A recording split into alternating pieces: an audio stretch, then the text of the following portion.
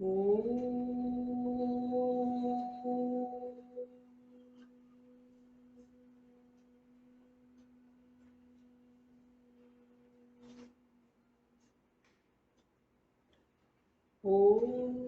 Sahana Bhavatu Sahano Bhunaktu Sah Veeryam Karavavahai तेजस्विनावधीतमस्तु मा विद्विषावहै। ॐ शान्ति शान्ति शान्तिः।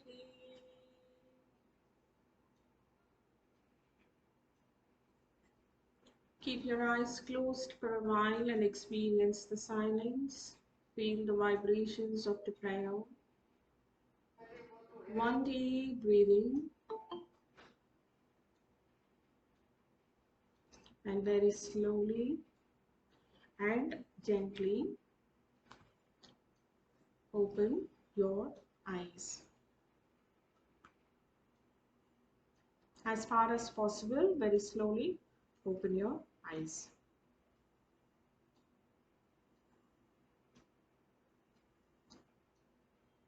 Just a second.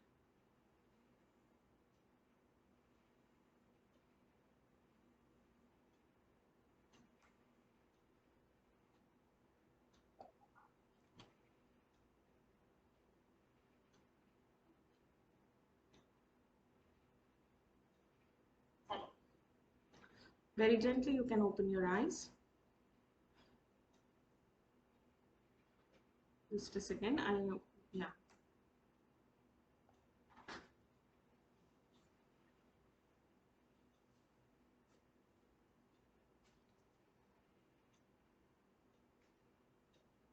Okay, fine. So I hope all of you are relaxed. So a few of them are messaging me that keep it in the morning time. In between, it's a small request that don't message because I get distracted and I look into the message, and if I lose the track, there are many things that I'll be very eager to share. I hope that will not be missed out. That excitement will not be lost. So, fine. Now, first thing, welcome. And second thing, for those who are not knowing me, only for those who are not knowing me, because most of you are aware of me. For those who don't know me, I am Dr. Divya Keshavamurthy, and I have done my MSc and PhD in the yoga field. I work for the Yoga Spirituality Department in SVIASA, and Guruji is my guide. So under his guidance, we are coming up with this kind of short-term programs. So I keep that introduction quite short for me. And talking about the Mudra course, this 10-hour sessions, as a learner, what you can expect, we'll get to know. This brief understanding will not create any chaos or confusion, and you will not also hurry up or that this anxious feeling, this topic will not be covered, that topic will not be covered. Like that, nothing happens. First thing, we will be talking about the concept of mudra. What is an overall understanding of this subject called mudra? How is it beneficial? When we look at around, it's not just only in my Hinduism religion or systems that I am being linked to. Only from that aspect we are not going to learn. What is that broader view of how the world has accepted this mudra subject, that we will be taking it up. So today's class we will be talking about the concept, the history and the origin of mudra. Next, as we go further, we will also elaborate about the science of mudra. How does this mudra work? What is the science behind it? The working principles associated to it? All these things we will be getting to know in our further classes. As the class moves ahead, we will also be getting to know the classifications, the types of mudras, in how many different ways I can perform this practice. In times of my busy schedule, in times of my weak system, or in times for my enhancement of something, in how many different ways, in different approaches, I can utilize this mudra, we can understand. As we further go ahead, what are the general guidelines, the basic rules, and the practicals associated to it, the therapy behind it, what different kinds of problems can be nullified? About all those things we will be covering up in the class. So in just one word to say, the Mudra class is a combo of both the theory as well as the practical. But again, strongly, very strongly, we will be emphasizing on the Hasta Mudras, not on the other different kinds of mudras. But information related to that will be definitely delivered. Okay, any questions to that will be answered. But the course mainly focuses on the hand related mudras. Is that clear? Yes. Now we go for the beginning part of it, the concept of mudras.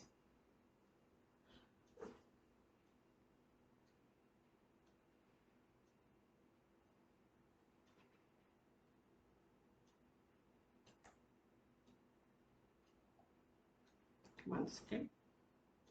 Yes. When we are trying to learn the concept of mudra, we will be also understanding the etymology behind it and the different kinds of mudras associated to it. In a very general understanding, mudra means a body posture, a symbolic gesture. It is a non-verbal mode of communication. How did I greet you when you all people came to the class? First thing, before I could make any gesture, what was the thing that you saw on my face? A smile. I welcomed you all with a nice smile, with a very good intention that you encouraged me to come up with this course. You are part of my course and you are helping me to grow up in the subject that I am dealing. So I welcomed all such beautiful soul to be part of this program. So smile is a gesture, because there are certain myths when we talk about mudra. It's done with hand, it's like this, it's like that. No, anything and everything we do without using the verbal communication and using other different modes of expressing ourselves, through which a meaning, a communication, or a sensation is being expressed, all such things are called as mudra. So hence, mudras are known as a non-verbal communication. It is a self-expression form. It consists of hand gestures, finger gestures, and sometimes body, sometimes head. Using our own asset, we are trying to convey what we want to convey very silently. It is reaching to the person to whom it has to reach, not heard by many people unless they notice us. And this mudra, when we say it's an communication and an expression form, here it is saying an external expression. This mudra works both for an external expression, also for enhancing our inner expressions. Here let us understand from an external expression part. It is an external expression of inner resolve, suggesting that such non-verbal communications are more powerful than a spoken word. When when I am talking, you may be listening, you may not be listening, you may be having a preoccupied mind, you may be doing several other things. You're trying to do a multitasking as you're listening to me. All of a sudden, I become quiet. I say, and then I go quiet. And what happens to your mind? Suddenly, the attention comes this side. You start wondering what happened. Why did the voice is not heard? Why is the voice not heard? Did she really stop, or she's doing something, or have I lost the connection? So many thoughts keep entering our mind. Silence has that power. It's louder than the actions, it's louder than our words, very effective, very impactful. So this statement is also giving us a secret understanding that mudras can be a transformative power to us.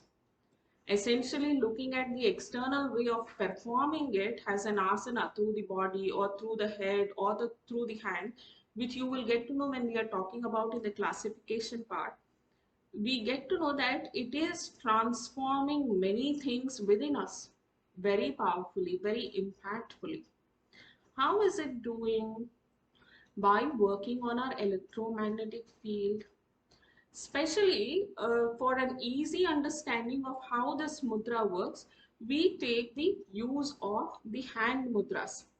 In the hand mudras, what happens? We are touching the fingertips, tip to tip, tip to base, and the tip pressing on the other thing. The fingers of one hand and the fingers of the other hand being overlapped. In many ways, what is it doing is it is creating a circuit in our body. It is creating like two wires being joined together. The electrician knows which bulb where it has to be switched on. According to that, the fingers are associated with such kind of representations, which in the class, as the class moves ahead, we will get to know. And such fingers are brought together. Their extreme end or their relevant points are being connected, because of which there are certain kind of circuits being connected in the body which takes care of different functions of our body. Hence, mudras act as a remote control switches, and they control the functions of our body. This mudra, you have already, many of you have come across the chakra course. This subject also acts as a complementary for your previous learning of chakra subject, because it teaches us how to awaken the energies that we understood in chakras, the nadis, and about the kundalini, the endocrine system, the imbalances which is subtly happening in our body without our knowledge, unless and until it doesn't get manifested and weaken an physical organ, we never get to know. There are a lot of signs and symptoms which we will talk as few classes moves ahead.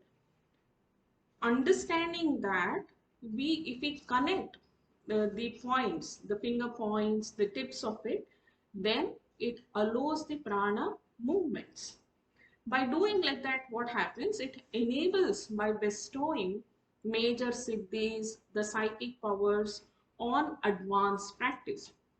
Alone mudra can be practiced, mudra in a combo with meditation, mudra in a combo with pranayama, mudra in a combo with an asana practice. If it is used as a complementary thing in anything and everything that we are doing, even while simply sitting and watching a TV, if mudras are being put, and while putting it, if we have passed the intent of what we want in that, then that gets manifested. So, mudras has the power to bestow major siddhis. For people who have not come across the yoga learning, those who have not done any yoga courses, just for understanding this mudra concept, and if this is your beginning journey, siddhis is nothing but the special outcome. I am terming everything in a very simple language. I am not using the yogic terms over here because I do not know whether you're going to ask me or not whenever you get confused. I'm keeping things very simple. Siddhis are you have done a practice. For that practice, there is a result outcome, a benefit process, and that benefit could be on a body level, on the breath level, or on the mind level, or even on the intellect level, but it is something that is going to make us special. And when we talk about psychic power, socially acceptable persons behave in a certain manner, but there are certain personalities around us which tries to behave very abnormally or supernaturally, and is extremely talented, having high retention power, high memory power, or able to speak well, communicate well, sing well. All those things are very high psychic powers. All these things can be enhanced with the practice of mudra. So in one word to say, what can be mudra called as signs of energy control. In other words, when we are talking in relation, science of energy control is in relation to all the classifications of mudra when we are understanding. But when we are bifurcating, when I told you that I'll be talking about mainly about the hand mudras, then it can be also called as the finger yoga or yoga of the fingers. So this is our understanding of mudra. Now, what has the scripture spoken about this mudra? It says, Mudrayati klesham iti mudra, mudam rati iti mudra, nasti mudra samam kinchit siddhidam kshiti mandale. So, what is this saying? Mudra is that which enables us to remove the pain and sorrow. Why? Because it is doing a rectification process. Mudra's main work is to remove the blockages. When we are studying, especially the yoga mudras, we understand the mechanism of the role play of asana, the shatkarma, the kriya, the pranayama, and the mudra.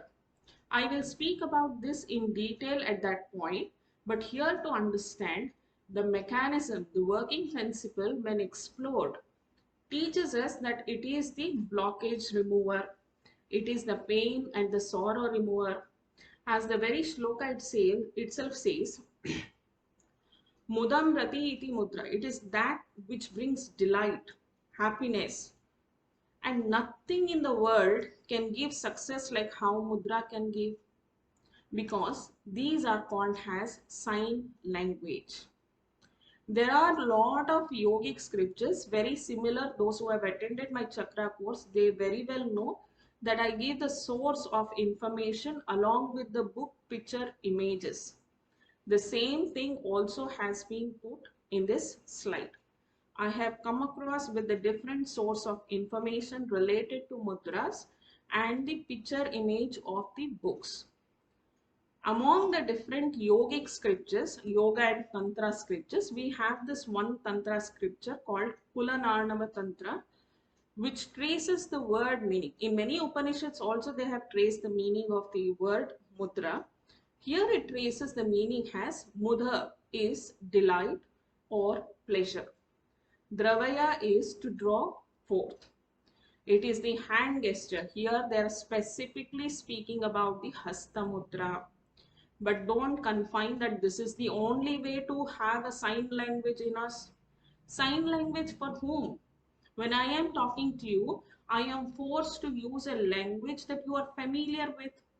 Many people who have joined this course have their mother tongue different. Mine is Kannada, somebody's will be Tamil, somebody's Hindi, somebody's Kannada. But still we are approaching with a common language. Then what is the language of the universe by which it responds to the people in it? It responds to all the sentient beings in it. It is the sign language or the energy language. And mudra has a topic is delivering this energy language. Mudra, here what we are focusing is all about the hand gesture or the finger positions. And these are considered very sacred, mysterious and magical. But again, let me put it, when you dip yourself into this subject, you will get to know that this is a very vast, very oceanic subject. There's a lot more to learn. It's not just only the hand mudras which is sacred. All the different patterns of mudra is actually playing a game with the energy that is around us. You want to defend something? Yes, it is happening. You want to ward off something? It is happening. You want to enhance a quality? That is happening. You want to expel the toxins from the body? That is happening. So in many ways, the mudras are working. Hence, their working mechanisms are considered very mysterious, very magical, yet very sacred. They have the power to attract or disattract people. That is, to distract people. You don't want them to know about you. You have the ability to see that they disconnect from you. You want a special attention towards the things that you're doing. You can use the mudras to enhance the attention power, the attraction power as well. They express a lot of things, most of which is carrying a certain power and are very meaningful, purposeful for our enhanced qualitative life. The word mudra is derived from the two Sanskrit words. That is, let me change the slides for you.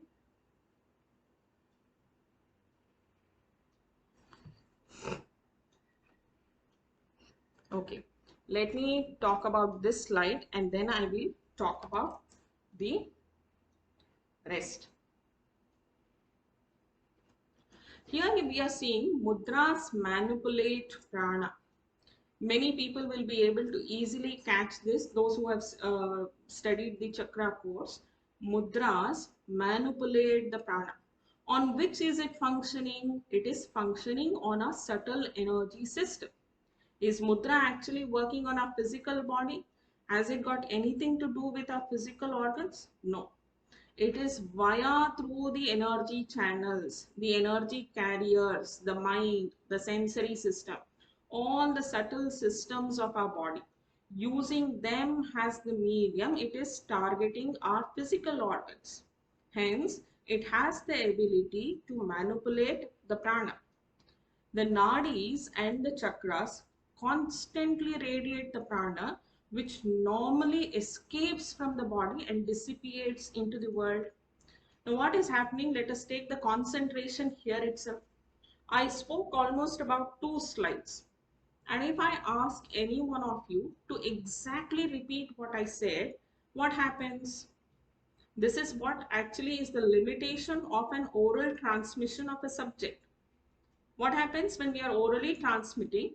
We are, half the information is scripted, half the information is on context, half the information is on the feel basis, right? When all these things are coming from different sources carrying a different vibration, if we are receiving it with a preoccupied mind, then what happens? Or with a different emotional state, what happens? Many of the information overlaps the other information which cannot be sensed by our mind or our sensory systems. Many informations gets omitted, but it does exist in your physical self somewhere. Sometime it can get recalled, but at the very present moment, recalling back, retrieving the information back will be a very difficult task. I'm not saying an impossible task. Some people, if they put their focus back, it is possible to them. But what is happening over here is, when our concentration, when our awareness is to the external world, most of the time our energies are getting depleted. It's just like the washer of a tap has gone off. What happens? Physically, we have closed the tap, right? But still there is a water leakage. Drop by drop, it is getting leaked. If we hear the sound or if the water is being collected in a bucket, we get to know the amount of water that has been lost. Similarly, here it is trying to give us a hint. Where is the significance of mudra coming? It is coming to give us an understanding unknowingly, because of unnecessary work burden, unnecessary thought pattern, we are getting depleted of the vitality that the nature has given to us. Through food, we are getting energy, right? Through clothes, we are getting energy. Through the sensory system getting connected to the world, we are getting energy. But when it comes to the application aspect, we are losing most of the thing, right? Simple thing I'll tell you. When you all came, we started with Namaskara. I did a smile. That was a Mana Mudra, let us take. In Mana Mudra, what happens? Lips, hands, the eyes, nose, forehead, all these things react. An expression or a communication conveyed with the facial features is the part of Mana Mudra. I used a smile over there. I enhanced my lip width. A smile. Then what did I do? I did an Anjali Mudra. When I am doing both these things, and if I have a preoccupied mind, what am I doing actually? We all do this mechanically. We all do this please, thank you, sorry, the Namaskara Mudra, okay, fine kind of thing. All we have done, we are doing it mechanically, because of which what is happening? The new energies is not entering us, right? We are not able to welcome the most vibrant energy that this mudra can give us. These are all mudras. Don't go to chin mudra, single finger gestures and all right now. Let us focus that we commonly are aware of Namaskara mudra. Namaskara mudra is where the ego goes off, where there is a unification of right body, left body together, right brain, left brain, all coordinates well.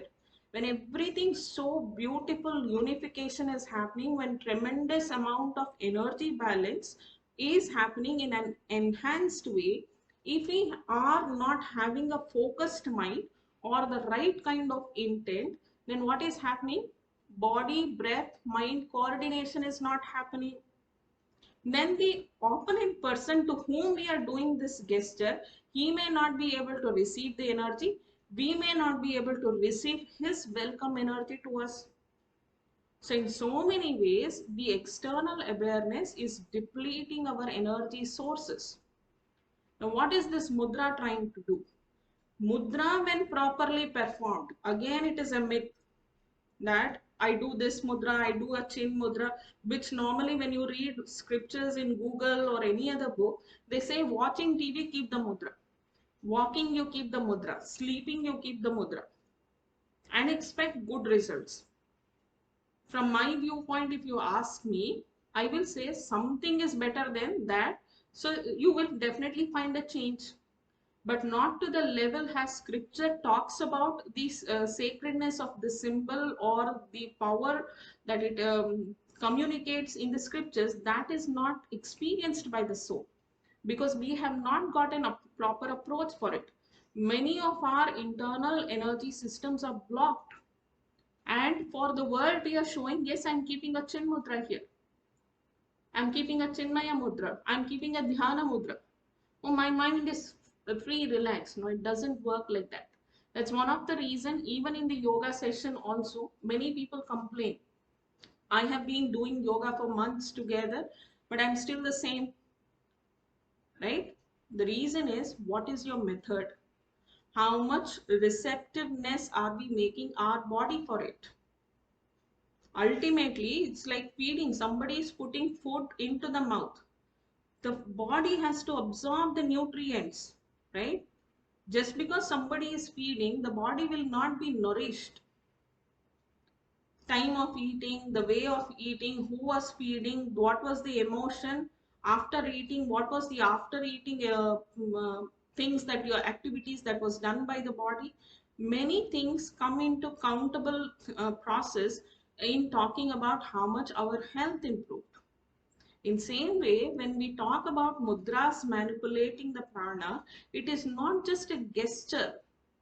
So many things, if we are having that add-on part of it, that will define us how depth we could make the energy travel into our body and create that transformative effect for ourselves. Deep down to our cell, beyond the cell to the energy systems, that is chakras and nadis and the other things. For that to have an influence of it, what was the mind contribution over there? What was the contribution of the sensory system? Everything plays a part in it. It is just like for a pampering kid or a very naughty child, we are just boosting the child with this advertisement kind of thing.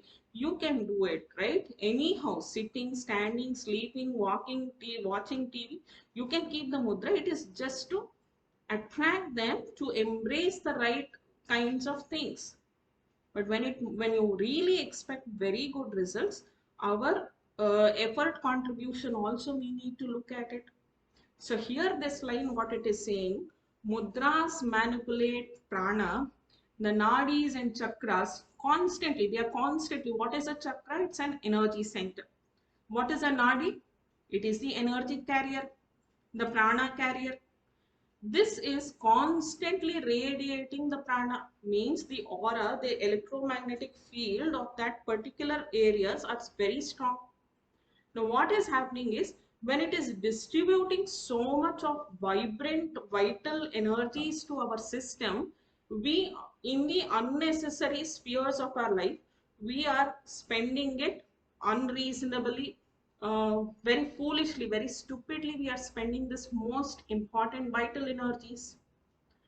That is being stopped. That is being blocked by mudra. And all of the energies are made to be sent back. And one beautiful example here, it has been written about Shanmukhi Mudra. In Shanmukhi Mudra, what happens? There is a closing eye technique. All these mudra patterns and all, I will show you in the next class onwards. When the eyes is closed, don't go for a Shanmukhi Mudra here. When the eyes is closed, what happens?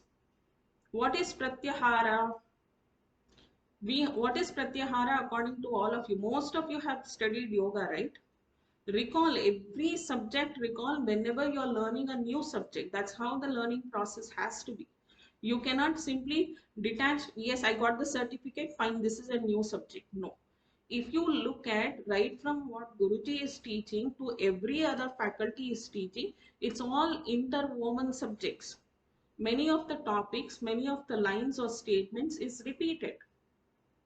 Correct, right? So now tell me, Yoga Sutra is a very fundamental subject that every yoga practitioner has to learn. What is Pratyahara? What is Pratyahara? Withdrawal. Correct. Srikantaji, very nice that you answered me. Withdrawal of the senses. Does it mean I have withdrawn my eyes from seeing? Yes, my job is done. No. What? Why did you withdraw it from external seeing? Now you closed your eyes. You're not seeing me. You closed your eyes. What is it that you're going to do after withdrawing it? Make that eyesight idle, or that awareness that whatever body, when we are studying aura or electromagnetic field or human energy field, we have to understand one basic thing is that how is my gross body, form or shape is there, exactly same kinds of limbs, same kinds of structure my energy body has, which is acting as its shadow for it to work. So I have to reliven, awaken those kinds of limbs. When I close my external mind, when I'm talking in my beta wave, when I shut it off and I try to pull it back, I am giving it another job. Think like an employer of a company. You will never allow your employees to sit idle. Okay, fine, no job. Okay, sit, chill, and relax. Do you say that to them? Or do you find a new kind of job for them? In this free time, you better do this job. From the owner's point of view, if you think for all your subordinates or all the helping hands, we will never give them that relaxation phase. We only change the nature of their work and keep them always active. Otherwise, what happens? We think that they will get used to this kind of laziness. They will not listen to me. They will start aspiring for this more of free time. Many things comes. Likewise, when we look at the employer of this body and all the systems has its subordinates, when we are pulling some external sensory system back, we are awakening its counterpart. The eyes, the physical eyes function when it is withdrawn, the inner eyes is made to be awakened. And this inner eyes is called as insight.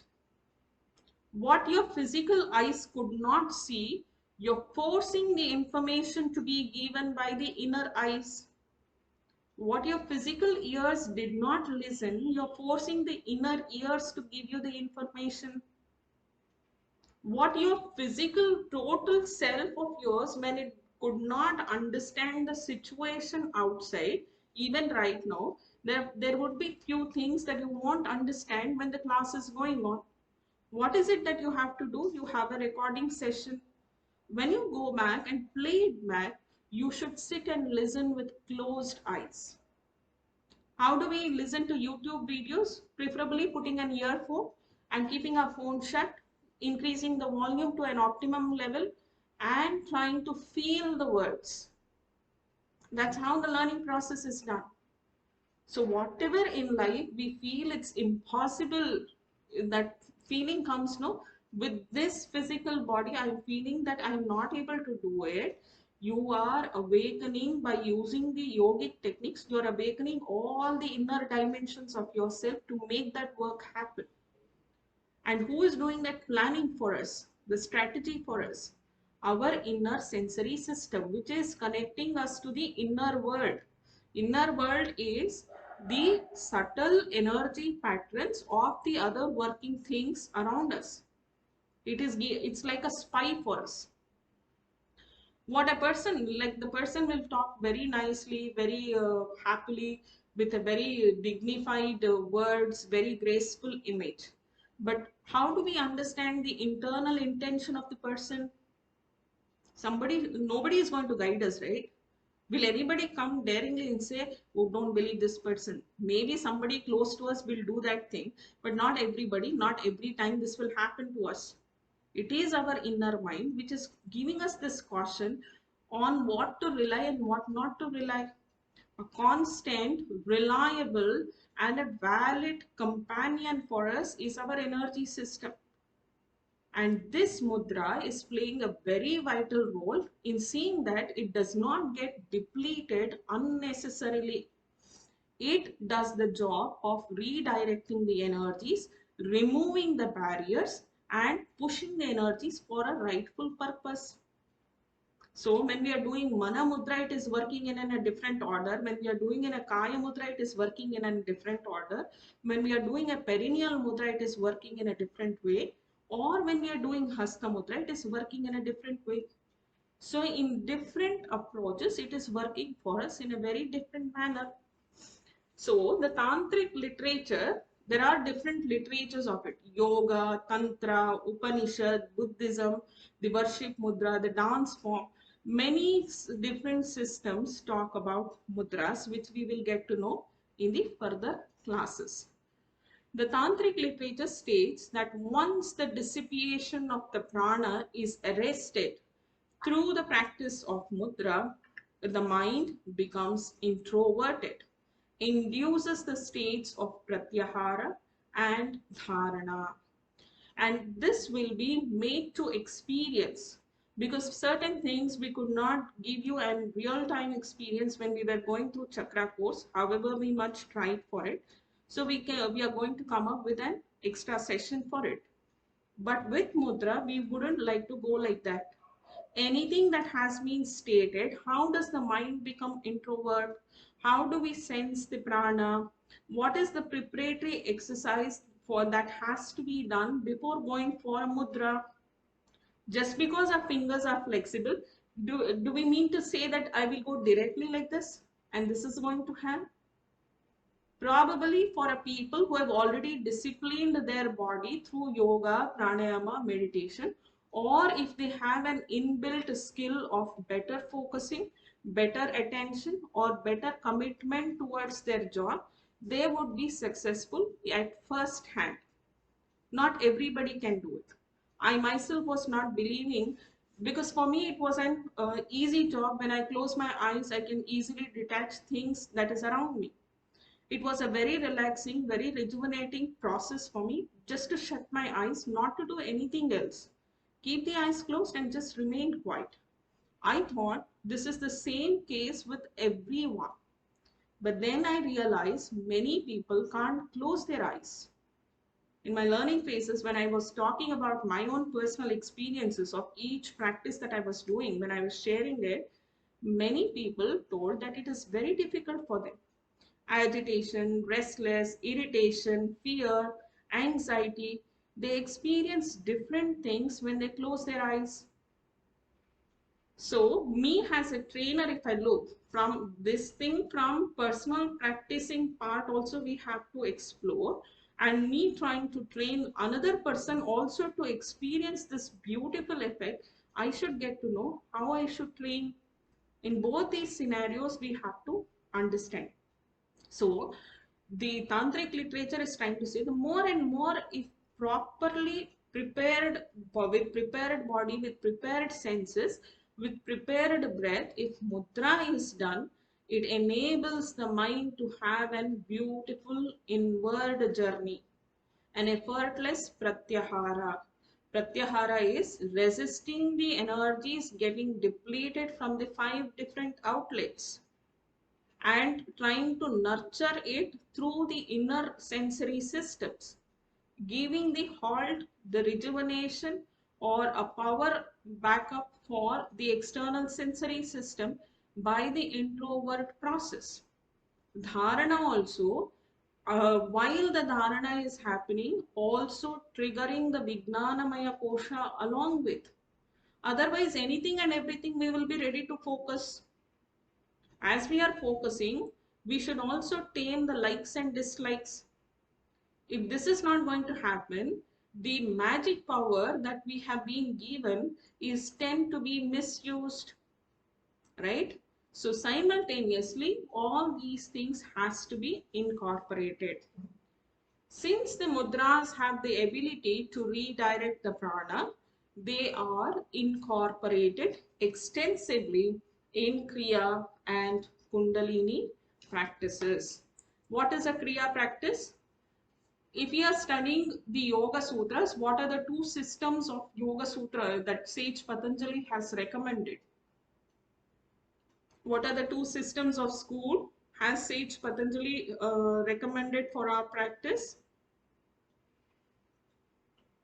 Ashtanga Yoga and Kriya Yoga, right?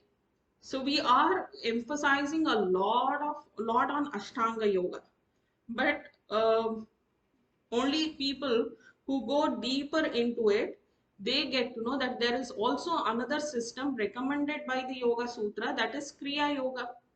In Kriya Yoga, what are the 3 main features that Patanjali talks about?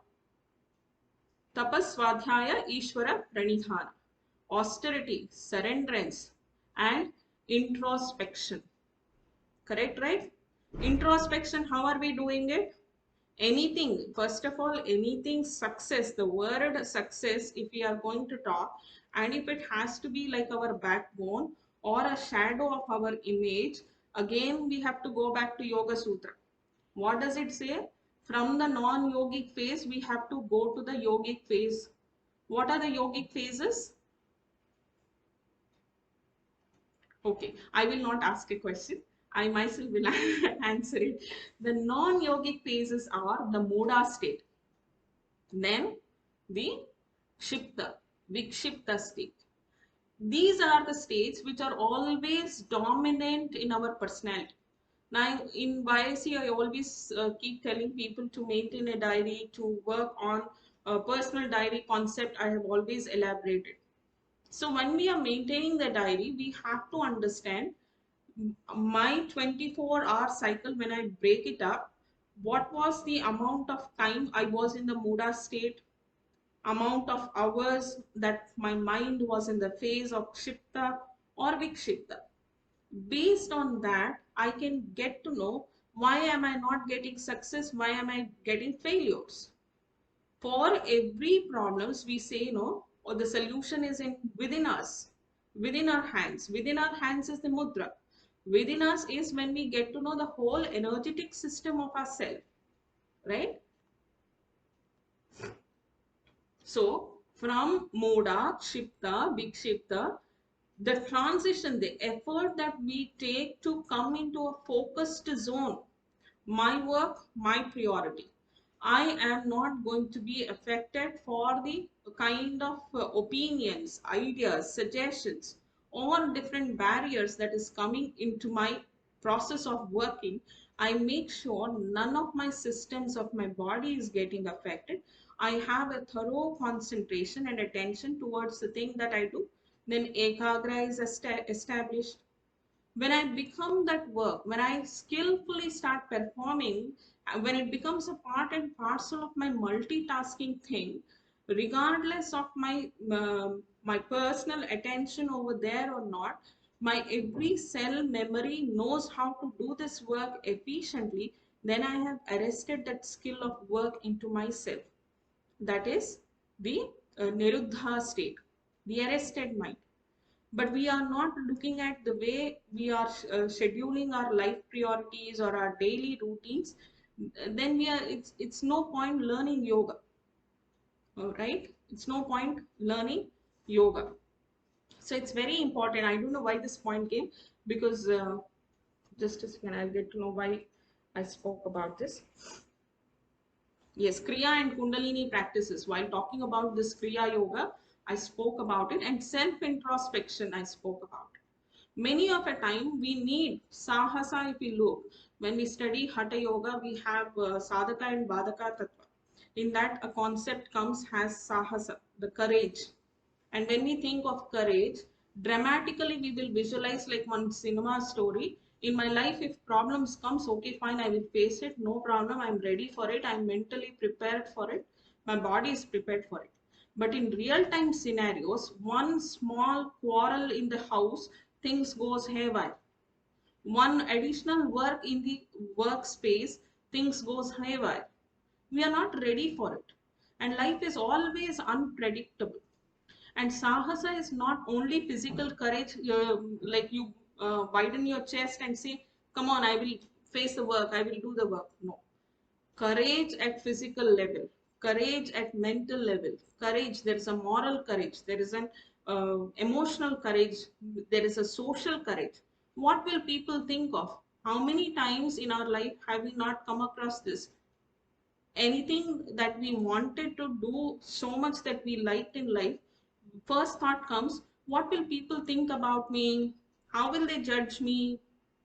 How many times of we have crossed this barrier, right? So self introspection process. Here my idea is none of the terms take it lightly. For the sake of learning or for the sake of having a certificate it comes, but to be a strong trainer, every word should have an impact of it. We are going to that core. So self introspection process is also like that. Very daringly we get to know what is our strength, what is our limitation, and for that yoga has to be utilized.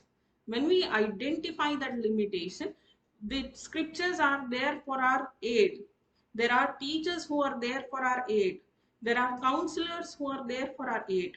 Speak up to them, express to them, develop that courage to admit the limitations and grow up from that, transcend, overcome that process. That is what yoga is trying to say. Even in Kundalini practices also. What is Kundalini practice? Very superficially, if you try to look, yeah, the below energy, the base energy, I have to push it to the Ajna Chakra. Again, is that process that simple? No.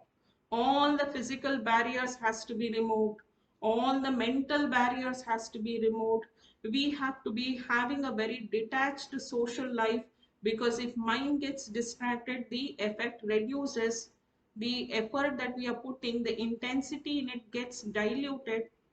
So when we are dissecting every practice and getting to know, we cannot speak low of it. For all these things, mudra comes as a complementary force. What is happening? Depletion is happening. It finds those kind of loopholes and starts covering it for us. So anything and everything we are doing, it comes as a friendly aid for us. For that is the concept behind it. I think I stop at this point. I have explained the word meaning, but I would like to show you the slides for creating the interest alive.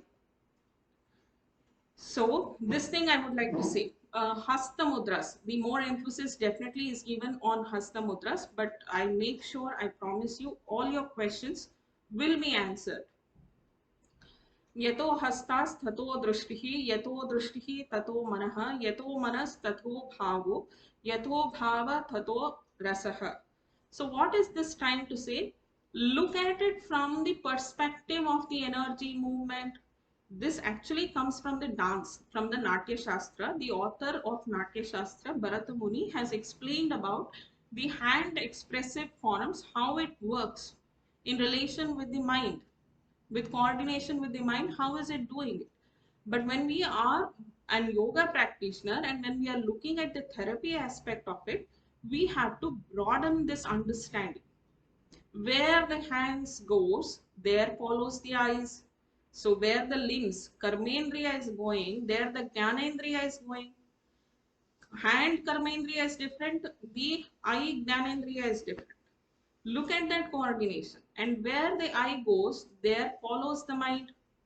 So what is happening from karmendriya to jnanendriya to the antakarana? Correct? This is what you have learned. Oh, that's really nice, Sri Vidyaji. That's really nice. So you will be more flexible with your fingers. So I can definitely use you as demonstration for Hasta Mudras. Okay. So where the mind goes, there follows the expression. And only when the bhava is expressed, it is the complete enjoyment of the creation understood.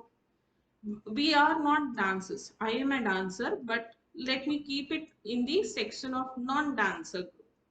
For me to understand, for me to understand this, where my hand goes, my karmendriya goes, my eyesight is going. And where I'm pushing this one gross to the next level subtle, and from that subtle to the next subtle, look at that link from gross to subtle, how each one is pulled to the same direction. There follows the mind. And where the mind goes, there is a communication, the message being conveyed. And that is conveyed how? By giving that complementary grace of that emotion factor, that bhava, which gives us that total experience feeling, the blissful feeling. Correct, Sri Vidya ji? Yes, ma'am. Yes. Yeah. I would like to stop at this point and just to keep you motivated, I can show you the slides. We will talk about the definition of mudra. Then we will talk about the history, origin of the mudra from both the Egyptian culture, Babylonian culture, to Buddhism, to Jainism, to Christianity, and also the Islam. So for me, learning should be both. Application also you should be strong. Theoretical perspective also you should be strong. So in that relation, I am trying to put my effort. I hope this will be convincing to you. Okay. We will be having an understanding of all these things, and not just as an information to from tomorrow's class. It will be a combo of practice and a feel factor of that, experiencing it and feeding the information as you are doing it, right? So we start the journey right from when we understand the mudras from the Buddha's perspective. Okay. Mudras in Jainism, mudras in Christianity, okay, mudras in Islam. So this is how everything goes. And further, we are all commoners. We have issues. We have obligations. We are looking here for a benefit. That is, if that is the mindset, then that also will be fulfilled in this course, where we will be talking about mudras from Ayurvedic perspective, from naturopathy perspective, from Tridosha factor to elemental factor to the Panchaprana factor. So many things with combo with practice, we will be dealing with it. So I hope my intro has been convincing to you. And if you have any questions, we'll keep 5 minutes for the question ask session. And yes, there's a WhatsApp group also. Most of you, earlier, all the students who know me very well, they very well know that the WhatsApp group is used for the further discussion part. Any questions that you are not able to ask in the class, or you have forgotten, or if I cannot give an elaborate answer in the class settings, I will create the answers for in the WhatsApp group. And also like in the chakra group also, different source materials, links and all we had shared. Similarly, if you are looking forward for any kind of further information, I would love to share it if I come across such kind of PDFs or links or any kind of information. So the WhatsApp group is exclusively kept for an enhanced learning. And at this point, I would also like to thank the SVIASA ODL team and Guruji for creating such beautiful opportunities, trimming the different topics that comes as a major syllabus in our important courses like PG and PhD courses. We are putting it in a very simplified version and making the commoners also embrace this field and take care of their health in the most economical way. How is Mudra very economical, very feasible, and has a perfect aid for all kinds of our problem? That will be definitely answered in this course. Okay. So I would like to stop at this point. If you have any questions, you're welcome to ask.